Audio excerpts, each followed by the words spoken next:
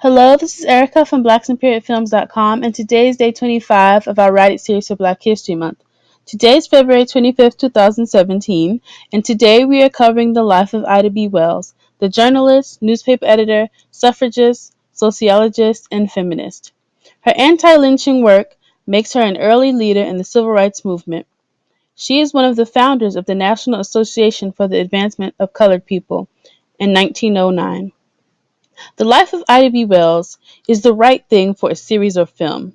From the time she was a young girl, she had a very eventful life. She attended Shaw University, but was expelled because of her rebellious nature. When she was 16 years old, visiting her grandmother, she found out that her parents and younger brother had died from yellow fever. Because of that, she had to start working so that she could help her grandmother to care for her and her five siblings. I feel like that in itself is a movie. But of course, we know that she's known for much, much more. Her adult life is just as movie worthy. Her work as a civil rights activist and her anti lynching work is amazing. Working as a journalist, she would go to places where there had been a lynching and she would report on what happened. Because of this, she received violent threats.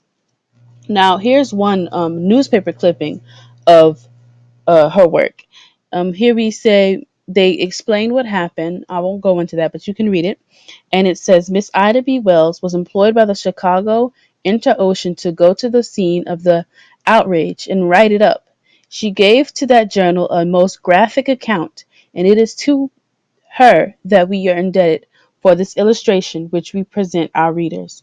So her work was very important because it brought attention to lynching in the South. And because of her work, she received violent threats. We see one of her quotes. She says, "Having lost my paper, had a price put on my life, and been made an exile from home for hinting at the truth, I felt I owed it to myself and to my race to tell the whole truth."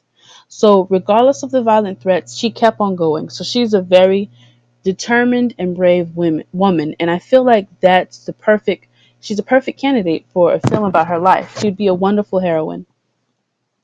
But in addition to her courageous journalism, her romance with husband Ferdinand Lee Burnett would also make for an entertaining film. Ferdinand Lee Burnett was a journalist, lawyer, and civil rights activist in Chicago, Illinois. They met when she went to him for legal representation in a lawsuit. They fell in love, and 2 years later, they were married. Like Ida B. Wells, he was also very accomplished. As the third black person to be admitted to the Illinois bar and Illinois' first black assistant state attorney. A romance centered on their shared anti-lynching and civil rights work would be unique and compelling. She wrote an autobiography called Crusade for Justice and kept diaries, so there are plenty of details about her life to use in a project about her.